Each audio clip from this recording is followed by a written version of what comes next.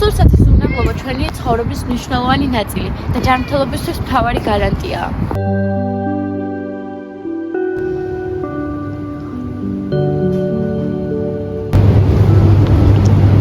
უნდა დავწუნდა რომ ადა აკისვია. კარგია.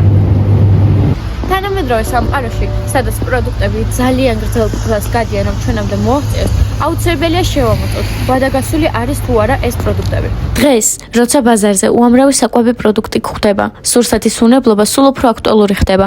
მომხმარებელთა ჯანმრთელობა პირდაპირ არის დაკავშირებული იმ საკვებთან, რომელსაც ყოველდღიურად იღებენ ისინი.